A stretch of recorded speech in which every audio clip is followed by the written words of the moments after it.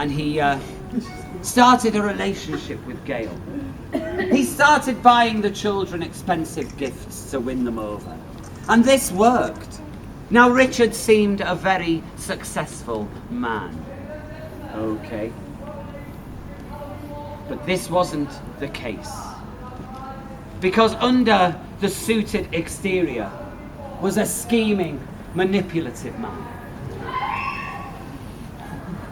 At one point, his ex-wife Patricia came onto the scene. She tried to get a lot of money out of Richard Hillman, but he ended up murdering her by hitting her across the head and leaving her for dead at a building site.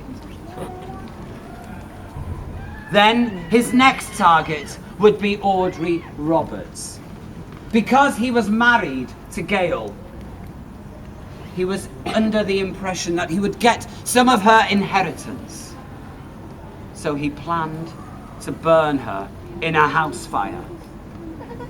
But luckily, she was saved by one Steve MacDonald. How could Richard get some more money? Who were going to be his next target? He thought about who wouldn't be here for very long. So he started selling life insurance to the elderly. And one of those victims was Emily Bishop.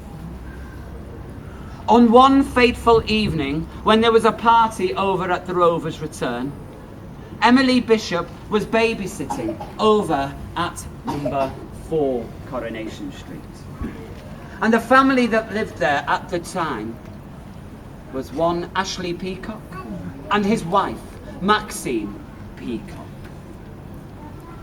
Now, because everybody's attention was over at the Rover's Return, Richard saw this as his opportunity. He took off his suit and he put on a robber's outfit so that nobody would recognize him if they saw him. He put on his leather gloves. He armed himself with a crowbar and he broke into the back of number 4, finding Emily Bishop sat down at a seat. He went up behind Emily and he struck her over the head. He thought she was dead because blood was trickling down her face. At that moment, poor, unfortunate Maxine Peacock decided to come home and check on her children. She walked in, finding the silhouette of a man with a crowbar cowering over Emily Bishop. He heard the noise. He turned around and he said, "You should have stayed at the party, Maxine."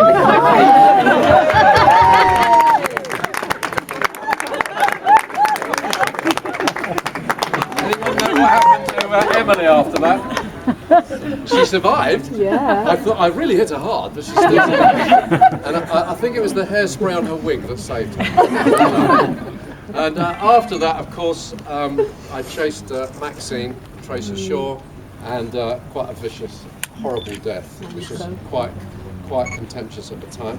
But there is a kind of amusing story behind that particular scene. It was a very tricky scene to do, and it was shot in one go. So I had to creep in the back of their house, put an interior set over there, which you might have seen over there. And I crept up, door goes, and Emily's watching television. I crept up behind her, and then I whacked her. And then, of course, in comes Maxine.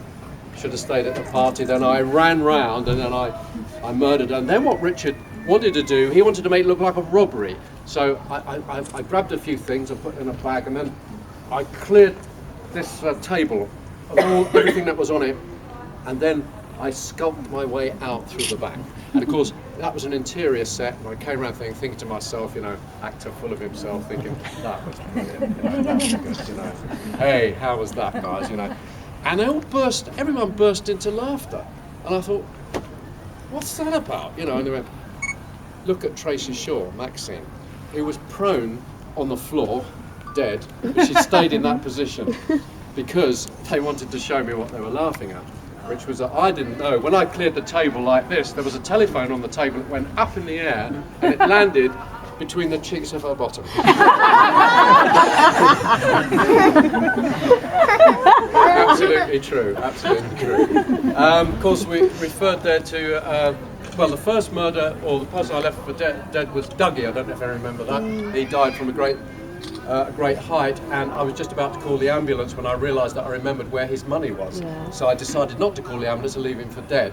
The next morning, Gail suddenly decided she wanted to go out to the house that I was going to find in the flat, so I tried to dissuade her, but I couldn't. And I was thinking, oh my God, we're going to go through the door and Dougie's going to be lying there. But he wasn't, he'd crawled off somewhere else, which was very funny. But anyway, he died. So that was the first death. And then Patricia, my ex-wife, turned up.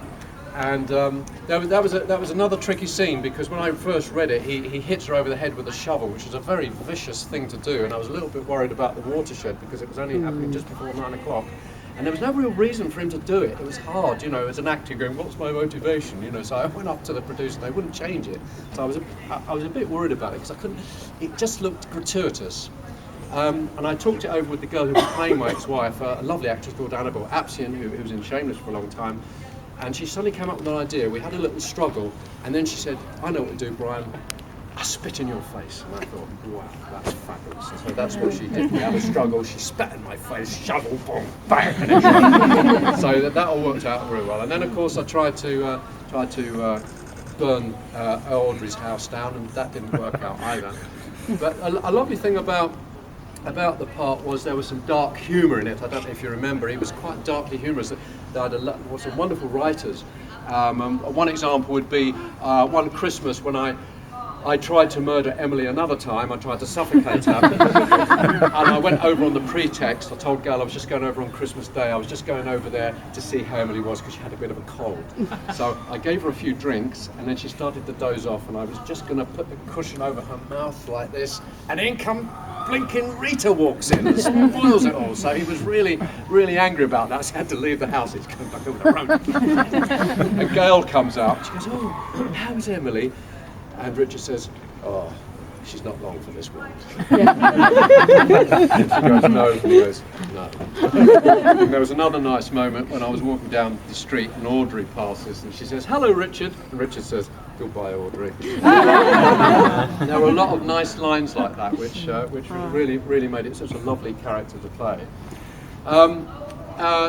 Do you remember the end of Richard's demise, of the car going into the canal?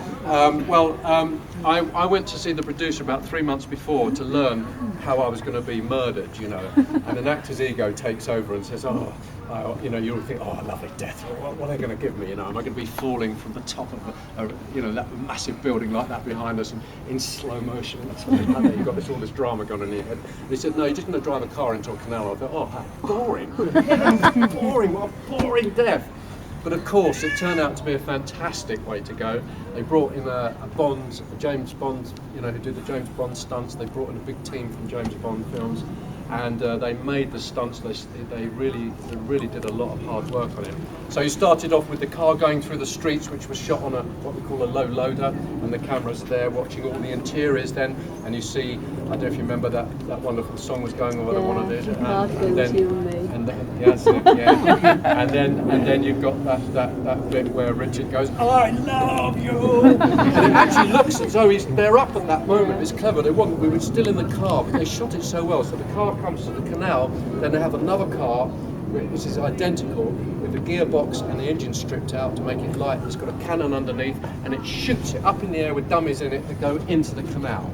And then when it went into the canal, they didn't realise that the canal was too shallow. So when it was in there, it went, and the roof was still up above the water.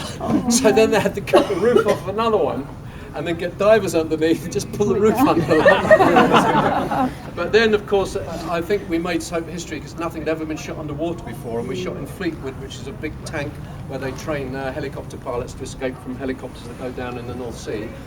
We went in a big tank at Fleetwood near Blackpool, and we had 2 cars there at different levels, and we worked underwater for 2 or 3 days, which was very exciting. You're underwater, and of course you could float, you have to be weighted down.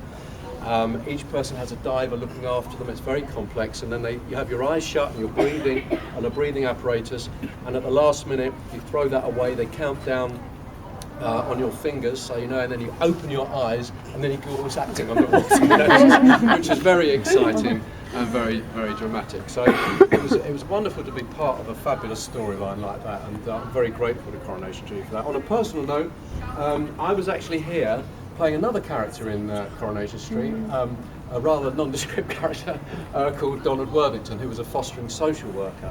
But the important thing about that was I was actually here working. I was a fostering social worker who brought in children to the fair clubs in those days, and I was actually on the street when the Queen came here and opened this then new set.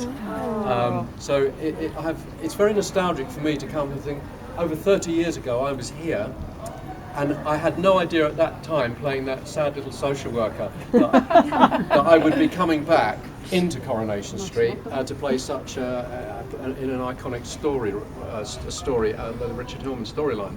So it was beyond, you know, my wildest dreams at that point. Also, you can tell by my accent, I'm a horrible Londoner. I don't really deserve to be in the northern soap, and I still have to wonder why. When I came up and had to read in a northern accent, I thought, oh, that's it, I won't get it now. But it's funny. It's a funny old job.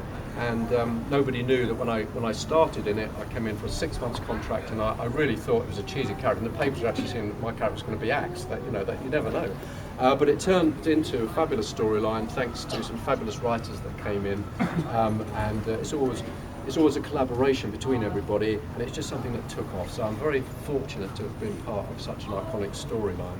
And I'm very grateful to Coronation Street. It's gave me profile as an actor. I've been working for 30 years before that, and now I've been working for over 40 years as an actor, but I've had a lovely career since then and done some lovely things because of Richard Hillman. I got asked to do all sorts of stuff, flying to New Zealand and Borneo and all sorts of places, mad things that happened to me. So I'm very grateful to it. I'm grateful to Manchester, and I feel my heart's always up here, and I've loved every minute of it. If you want some photos, we're going to do some photos over here, and thank you. I hope you found some of that interesting. Ladies and gentlemen, let's hear it for Brian Cameron.